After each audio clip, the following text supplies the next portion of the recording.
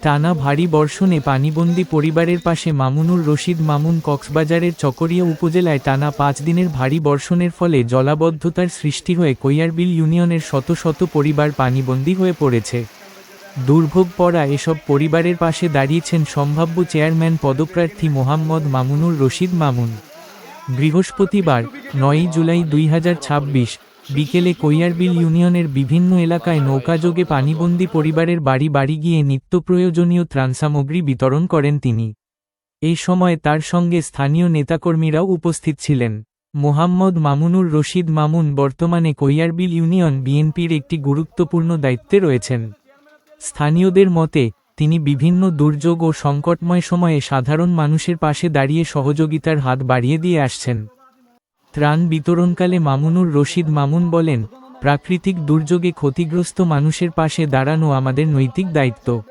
ভবিষ্যতেও আমি সব সময় সাধারণ মানুষের কল্যাণে কাজ করে যেতে চাই। তিনি আরও বলেন, স্থানীয় সরকার নির্বাচনের মাধ্যমে জনগণের সেবা করার সুযোগ পেলে এলাকার উন্নয়ন ও মানুষের কল্যাণে নিজেকে আরও বেশি সম্পৃক্ত করবেন। উল্লেখ্য, টানা ভারী বর্ষণে কক্সবাজারের চকরিয়া উপজেলার বিভিন্ন এলাকায় জলাবদ্ধতা সৃষ্টি হয়েছে।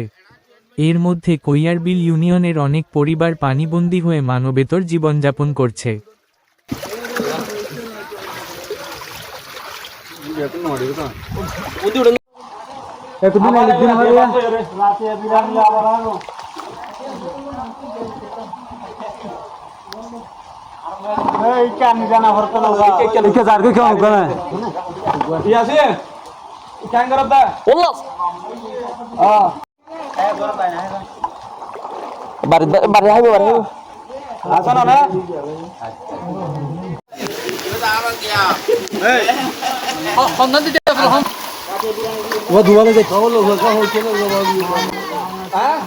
দুজন রাতে বিরিয়ানি আছে পাক করে এক বন্ধা বড় মারলা নি আর বন্ধা মারলাই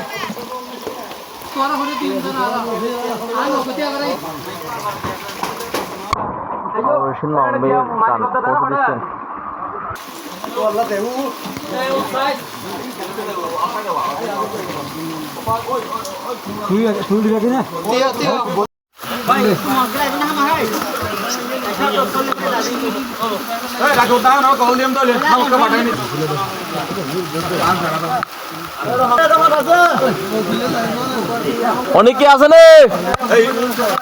রে মামুন ভাই শেষ চোখ না খাবার লাগে রে ফারুক